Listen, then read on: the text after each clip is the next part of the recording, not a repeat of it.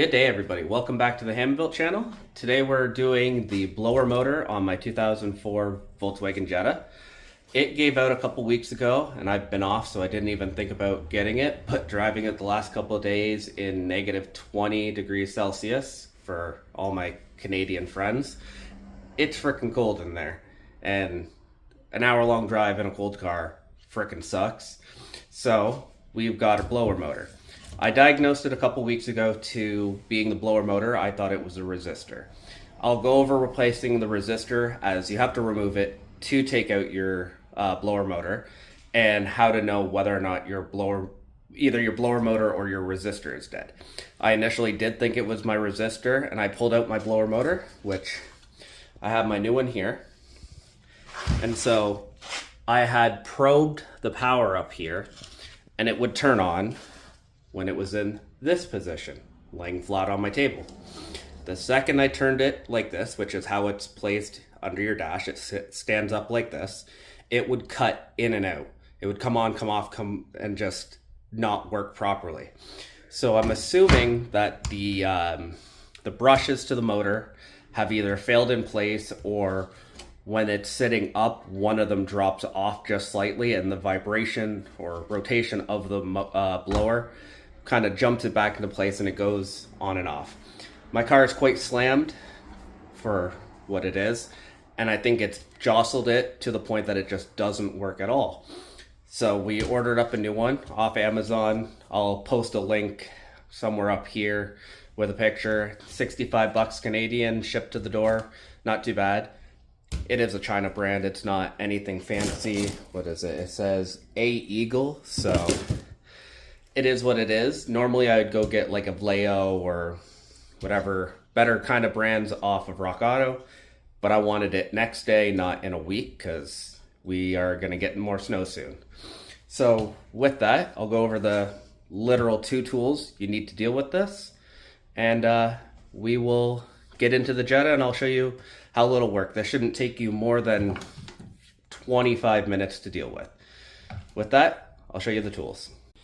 Okay, so the tools we'll need: you don't need a power ratchet, I just have one and it's easier, but you need a number 6 or a 6mm socket, a T20 Torx on a screwdriver, or if you have it for your ratchet, whatever works, your blower motor, if you've diagnosed it to a blower motor, or a resistor. Again, I'll put a picture and a link to just a basic Amazon one that I have bought in before, but I know it's my blower motor that is dead, not my resistor. So we'll get set up in the car and I'll show you how quick and easy this can be. Okay, so to start this off, to tell if you have a bad resistor or a bad blower motor, get your car just powered on. You don't have to have it turned on, and you click it to each one. And if you have nothing at number 4, it's more than likely your blower motor. If your resistor fails, you more than likely, most times, don't have the first 3 speeds, as the resistor is there to reduce the voltage from 12 volts to whatever they have these 3 set at for that to spin at certain speeds.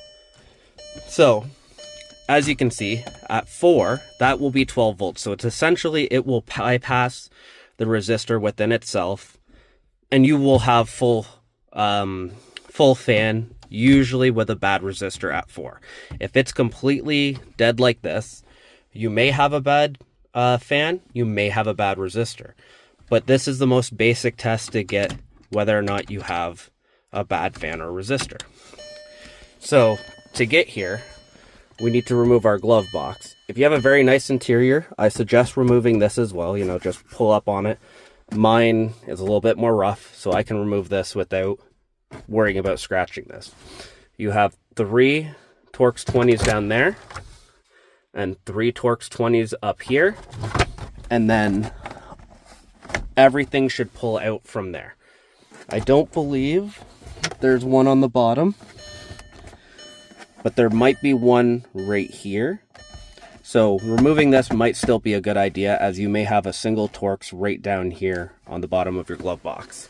So I'll get you set up, get my glove box out of the way, and then we'll get to removing the resistor and the blower motor.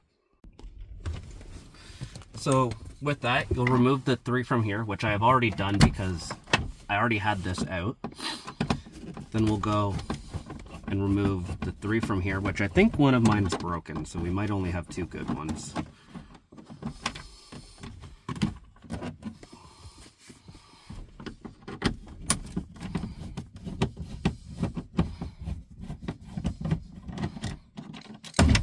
Yeah, we only have 2 good ones right now. So you'll pull forward on it and it'll come up and out of place.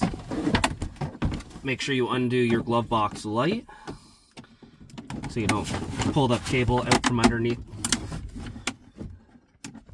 the dash, and set that somewhere. I mean, the easiest way would be going through that door. I'm just coming this way, as another problem is that door is broken. The outside handle doesn't work anymore, and that's a problem. By the looks of it, we do normally have a screw down there that I guess broke. So you should remove that screw from down there and you won't have an issue. So now with this,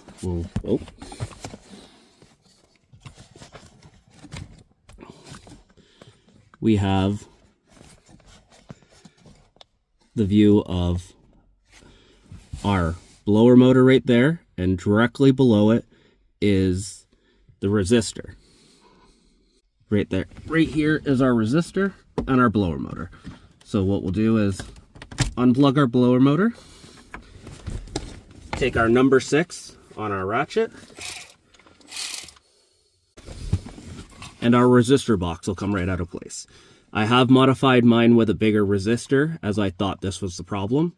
But sometimes when they blow and you don't have power on any of it, it will be this spot.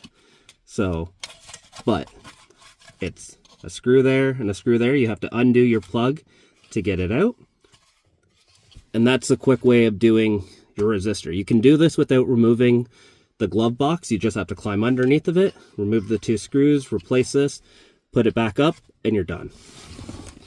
Then what you'll do is move the power cables out of the way, pull on that lower bar for the dash, and your fan falls out of place.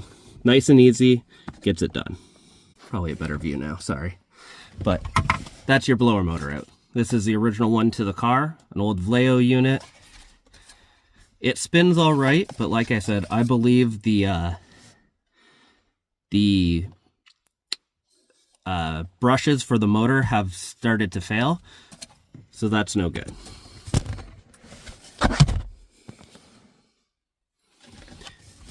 We have our new one.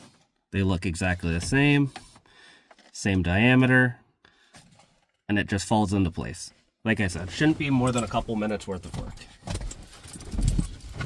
So then we take it, slide it underneath all the wiring,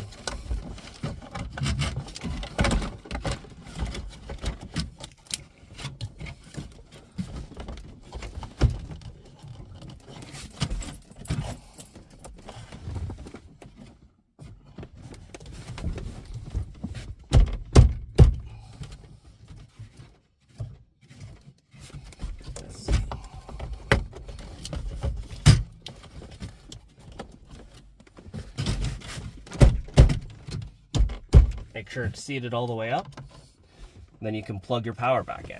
And if you want to test and make sure your fan is still good before you go and put it all back together, even though, like I said, it's a very easy thing, plug your resistor in, put your car on. We got low speed, second speed, third speed, fourth speed. We now have our fan back. So, installation, just reverse. Take your resistor, if it's a new one, put it up underneath and put your screws in, and you're basically done. And just like that, we have it back. And here we go again. I'll even move a little bit closer. So, fan off. speed 1, speed 2, speed 3, speed 4. The good one to learn, whether or not you have your indoor, outdoor working, the blend doors, you can hear it move.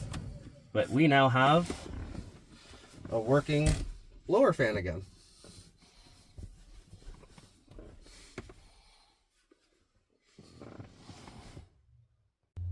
Now we've got our glove box back in place.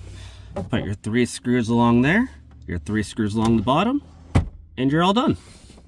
And then you have a working blower fan, and you won't be overheating in the summer because your AC will work properly, and you won't be freezing cold in the winter because your heat will work properly. Now with all that, we have a working fan on the inside of the Jetta, which will be nice as it's been cold the last couple of days not having a working fan. So hopefully you guys learned a little bit, be able to figure that one out. Like I said, very simple. My whole video is the time it took, so it's under 20 minutes to completely replace it. Like I said, I'll post links in the video from earlier, and I'll put them into the description for what one I bought. You don't have to buy it. You can buy it from Rock Auto, FCP, wherever you feel like. But with that, I'd like you to like, comment, and subscribe.